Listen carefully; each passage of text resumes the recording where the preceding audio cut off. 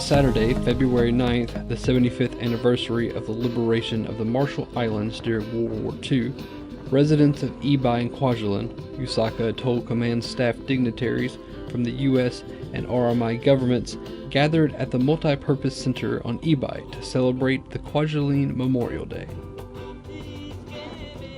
The 2019 observance was an occasion to honor and remember the events and sacrifices that brought the U.S. and RMI together many years ago.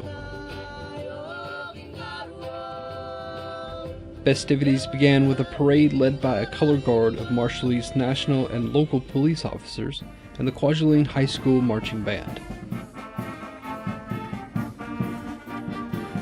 Master of Ceremonies Wayne Couric and Senator Michael Kabua welcomed the attendants gathered.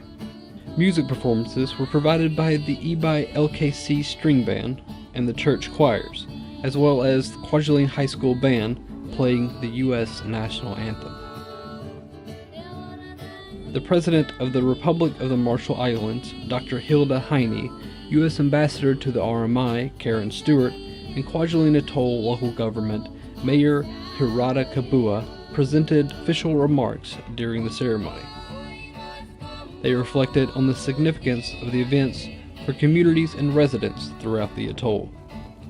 The Memorial Day celebration commemorates the liberation of Kwajalein Atoll and also the lives of citizens and soldiers who lost their lives during Operation Flintlock, the battle to liberate the Marshall Islands, which lasted from January to February 1944. This is the way your deck should look when you're ready for action.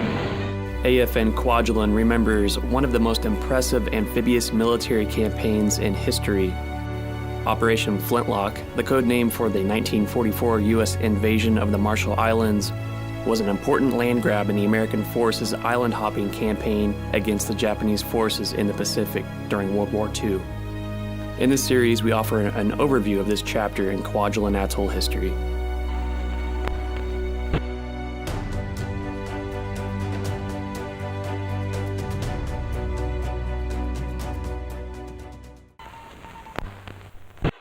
Operation Flintlock as a whole was the responsibility of Admiral Chester Nimitz, Commander-in-Chief of the U.S. Pacific Fleet.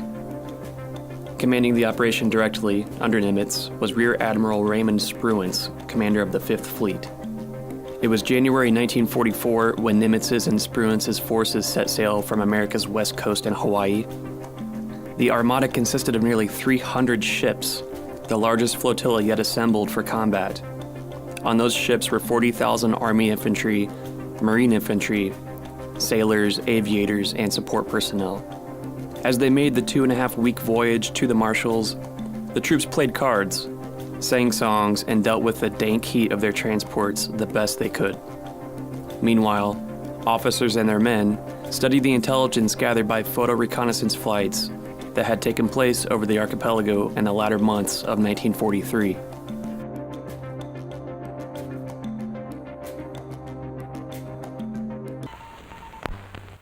To the surprise of Japanese defenders in the region, the Joint Chiefs had selected Kwajalein Atoll, codenamed Caroline Atoll, for invasion.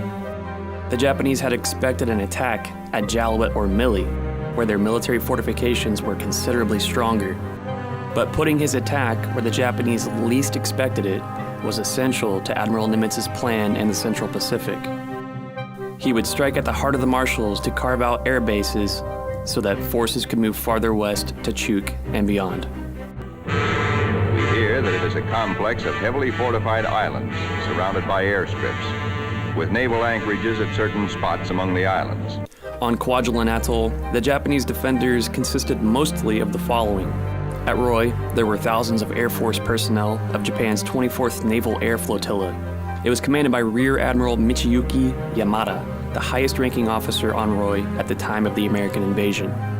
In addition to 100 Japanese fighters still remaining on Roy, Yamada's base supported a submarine base, radar facilities, and a radio communications center and more. Headquartered on Kwajalein was the Imperial Japanese Navy 4th Fleet 6th Base Force, and thousands of sailors and some infantry. Commanding all Japanese personnel on the atoll was Rear Admiral Monzo Akiyama. Akiyama and Yamada would largely be left to their own devices as the Americans encroached into the region. In the latter part of 1943, General MacArthur's victories in the South Pacific had forced Japan to give up defenses of the Marshalls and Gilberts in the Central Pacific. Drawing its defense perimeter northwest toward Chuuk and the Marianas, the Empire had largely left Akiyama, Yamada, and their nearly 9,000 men on their own at the Kwajalein Atoll. The men would fight to slow the Americans' westward advance only. That was it. While some infantry reinforcements would arrive, along with replacement warplanes, it would not be enough. Many of the men, with little to no proper combat training, knew they would die for their country on these islands. The objectives of Nimitz's forces were simple: subdue the Japanese on the islets of Roy, codenamed Burlesque, Namur, codenamed Camouflage, Kwajalein, codenamed Porcelain, Ebi, named Burton, and dozens of smaller satellite islands with Japanese infrastructure, such as Enneber, codenamed Allen, and Begej, with the name of Bennett.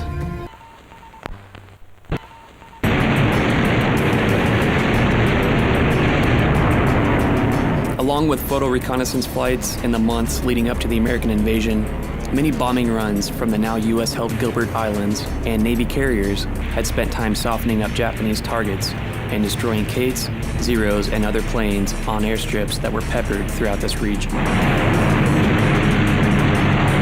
Through the final months of 1943 and going into 1944, short frenzied battles occurred in the airspace above Kwajalein Atoll. December 4th, 1943 was a busy pre-invasion combat day. 246 U.S. planes took off from U.S. carriers to engage the enemy. On this day, at 12:47, one engagement rendered one of the most famous photos captured during World War II. While attacking the famous USS Yorktown escort carrier, a Japanese Kate is destroyed by artillery fire. Overall, at Kwaj, of the nearly 30 cargo vessels anchored in the lagoon, 7 are sunk on this day.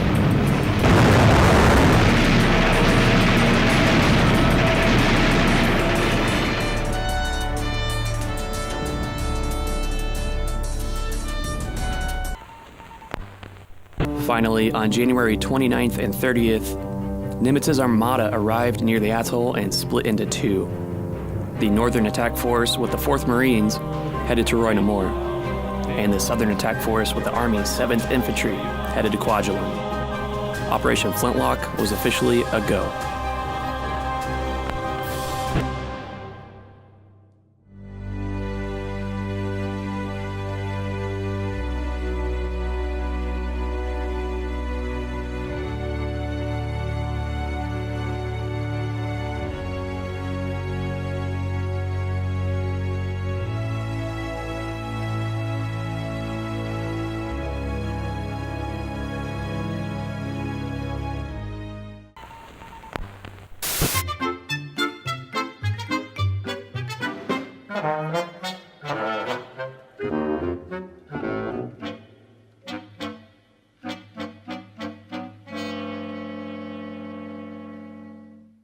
There are basic rules to follow when riding a bike here on Kwajalein.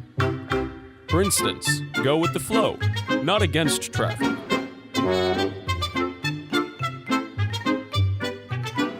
That's right, Billy. Remember, the right side of the road is the right side of the road. Observe, identify, and obey road signs. Stop means stop. Yield means yield.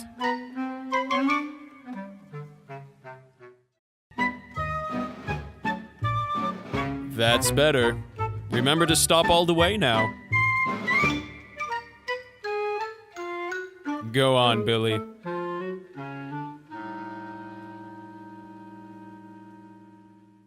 When making turns, use hand signals and stay in the correct lane.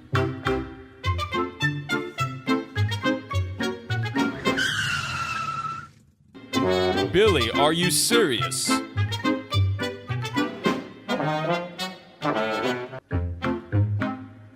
Now you got it, Billy. Hand signals are an excellent way to communicate your intentions to other drivers. Before entering an intersection or crossing the street, yield to traffic and check both sides of the road. Billy, get off your phone. Much better, Billy. Don't forget to be polite. Scanning your surroundings before going around blind corners or objects is an excellent way to be safe. Billy! Billy, you nincompoop.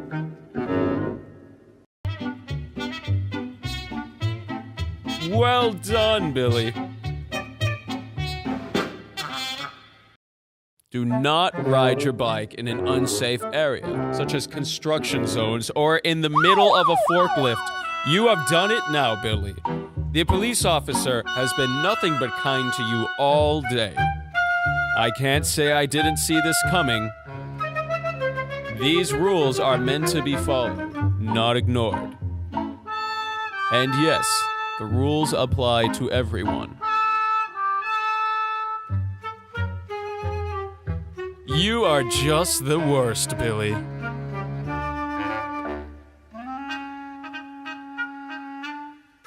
This is going to be on your record, Billy. I hope you know that.